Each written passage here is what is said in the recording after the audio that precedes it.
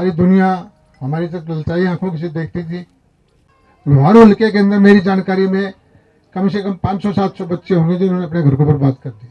तो दिखाई दे रहा है कि सही रास्ते में विद्रोही चल पड़ा है और उस पार्टी की तरफ जा रहा है जो समाज के बारे में सोचती है, देश के बारे में सोचती है। अपना विद्रोही में ये सरपंच भी दारू का ठेकेदार था, दारू बेचा करते।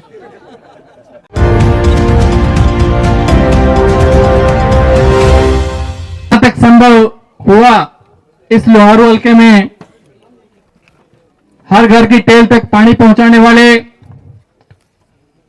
हमारे पूर्व में कृषि मंत्री रहे आदरणीय जयप्रकाश दलाल जी मंच पर आए और अपनी वाणी से शोभित करें। आदरणीय जयप्रकाश दलाल जी। भारत माता की जोरदार भारत माता की। हमारी बहन जो इस इलाके से संबंध भी रखती है और बार बार यहाँ पर आती भी रहती है, और बहन जी को मैं कहना चाहता हूँ कि यहाँ आपके पूछने की जरूरत नहीं है, ये इलाका आपका है, मेरे से पहले आपका इलाका है। सुनीता दुग्गल जी और मेरे दोस्त रणधीर परिहार के बेटे भूपेंद्र जी, स्वामी सदेश कबीर जी, स्वामी दीपालीनाथ जी, डॉक्टर साहब और यहाँ के सारे प्रमुख कार्यकर्ता। भाई मैं तो पहली बार देख रहा हूँ विद्रोही गांव में कुछ बदलाव दिखाई दे रहा है कि सही रास्ते में विद्रोही चल पड़ा है। वरना विद्रोही में ये सरपंच भी दारू का ठेकेदार था, दारू बेचा करते, दारू का काम किया करते। और स्वामी जी ने अच्छा काम किया है कि यहाँ से नशा मुक्ति का अभियान शुरू किया है। इस गांव से शुरू हो जाएगा तो जरूर इलाका कामयाब हो जाएगा। बड़ी खुशी होती है आपके बीच में आके। मैं तो आपके बीच में रहता हूँ और बहन जी को मैं बधाई देता हूँ कि बिहार में इतना जबरदस्त प्रचंड बहुमत लेके सरकार बनाई है। देश को एक नई दिशा मिली है और इसका असर जरूर हमारे इलाके में भी जाएगा, आपके इलाके में भी जाएगा, क्योंकि इस देश में संघर्ष चल रहा है। कुछ लोग हैं जो देश के बारे में सोचते हैं, समाज के बारे में सोचते हैं, और कुछ लोग ऐसे हैं जो अपने परिवार के बारे में सोचते हैं, स्वर्ण के बारे में सोचते हैं। ये अंतर्द्वंद है। खुशी की बात यह है कि लोगों का झुकाव उस तरफ जा रहा है, उस पार्टी की तरफ जा रहा है जो समाज के बारे में सोचती है, देश के बारे में सोचती है। और बिहार जैसे प्रदेश में मैं बधाई देता हूं बिहार की जनता को, उन्होंने देश को रास्ता दिखाया है। अभूतपूर्व इस जब जरूरत का टाइम था, इतना बहुमत हमें दिया है, इसका आने वाले समय में बहुत अच्छा परिणाम निकलेंगे। हरियाणा ने भी किया। हरियाणा से शुरू होकर के यात्रा हरियाणा, महाराष्ट्र, फिर दिल्ली, अब बिहार, बंगाल की तरफ जा रही है और सारा देश एक होकर के पुराना गौरव प्राप्त करेगा, जो गौरव हमें पहले किसी वक्त में मिलता था। सारी दुनिया जानती है कि किसी वक्त हम सोने की चिड़िया थे। सारी दुनिया जानती है कि सारे शिक्षा के केंद्र हमारे यहाँ होते थे, ऋषि मुनि हमारे यहाँ होते थे। सारी दुनिया हमारी तरफ ललचाई आंखों से देखती थी। और ये कालखंड आया है और हर, चाहे आदमी हो चाहे देश हो, उतार चढ़ाव आते रहते हैं। लेकिन अब आने वाला वक्त जो है हमारे भारत का है, हमारी संस्कृति का है और हमारे देश की जो नौजवान है पीढ़ी है उनका है, बशर्ते कि वो नशे से बच के रहे। और नशे के साथ साथ महाराज जी एक बीमारी और भी चल पड़ी है, ये बिटकॉइन है, ये सट्टा है, पता नहीं क्या नीचे नीचे चल रहा है।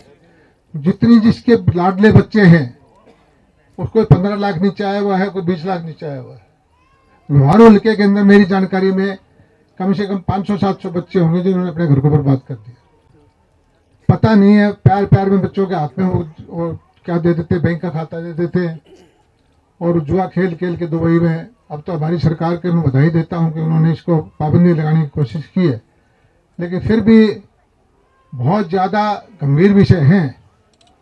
एक विषय तो हमारा नशे का है, एक विषय ये सट्टे जुए का है, एक विषय इसमें यहाँ पर आ गया कि जो बड़े बड़े बैंक हैं ये जमींदार को ज़्यादा पैसा दे रहे हैं। सरकारी बैंक, सरकारी चीज़ तो एक लिमिट है 5 लाख की, वो 5 लाख एकड़ में, 10 लाख एकड़ में, 15 लाख एकड़ में दे करके ज़मीन को रख लेंगे। तो आने वाली पीढ़ी में जो इन चीज़ों में बुराइयों में फंस जाएगा, परिवार बर्बाद होने का पक्का हो जाएगा। तो इस चीज़ से बचने की कोशिश करें। बड़ा गंभीर समस्याएं हैं समाज के अंदर, और ये शॉर्टकट चाहते हैं। शॉर्टकट चाहेगा उसको रास्ते कामयाबी नहीं मिलेगी, मेहनत का फल जरूर मिलेगा। मैं तो यही तरह चीज़ कहना चाहता हूँ। मेरे से पहले स्वामी जी ने, सुखदेव जी ने, कबीर जी ने, बहन जी ने बहुत अच्छी बात बताई है। और हमारे इलाके के लिए मैं तो इतनी कोशिश करता रहता हूँ कि भी जो किसान का भला हो, मजदूर का भला हो, गरीब आदमी का भला हो, शिक्षा का सबको प्राप्ति हो और संस्कार आए। और माताओं से मैं कहना चाहता हूँ कि अपने बच्चों को ये कहें कि एक अच्छे नागरिक को बने और उनकी जैसे बताया था कि उनकी देखभाल करें। भाई भूपेंद्र ने बताया कि इनके दादाजी वो इनका भला चाहते थे तो जरूर बच्चे को ध्यान रखते थे, वरना नेताओं के बच्चे बहुत जल्दी बिगड़ते हैं। प्यार जरूर करें, एक प्यार के साथ चौकन्ने भी रहें। तो ये सब ध्यान रखें, आने वाला भविष्य हमारा उज्जवल होगा। और आपने यहाँ बात की है गौशाला की। गौशाला का जो काम जो है पंचायत से रेजोल्यूशन लगवा के रजिस्ट्रेशन करवाएं। सरकारी काम तो मैं करवा दूंगा सर। और जिस दिन आप यहाँ 100 गाय कर देंगे 1 लाख अपनी जेब से दूंगा, 200 कर देंगे 2 लाख अपनी जेब से दूंगा, 500 जितनी गाय करते जाएंगे 100 गाय पे 1 लाख रुपए अपनी जेब से दे दूंगा। आप बता देना इतनी गाय हो गई है, मेरे पास पर्स से भेज देना, मैं पैसे भेज दूँ। लेकिन गऊ का काम समाज के साथ जोड़ के करना है। मेरे अकेले से या आपके अकेले से उससे पर वो भाव जो है वो नहीं जागृत होगा। समाज के अंदर भाव जागृत हो, सारा समाज जुड़ के चले। और सारे जो सरकारी है, वैसे तो सरकारी योगदान भी बहुत ज़्यादा है इस वक्त, लेकिन फिर भी समाज के हर घर से एक रोटी आए, हर घर से कुछ चारा आए, तभी गौशाला कामयाब होती है। तो इसके लिए जो आप पंचायत से रेजोल्यूशन करवा के गौशाला शुरू करें।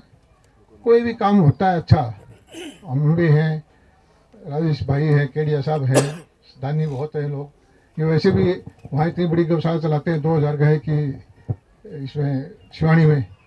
तो इसको 500 गाय की हमारी भी उसमें से जोड़ देंगे, चिंता ना करें।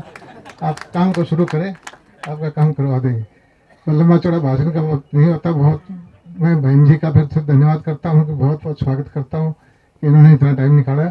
और स्वामी डॉक्टर स्वदेश कबीर का, स्वामी जी का, सारे महान पुरुषों का और हमारे डॉक्टर सीएमओ साहब का सबका धन्यवाद करता हूँ। धन्यवाद। जय हिंद, जय भारत।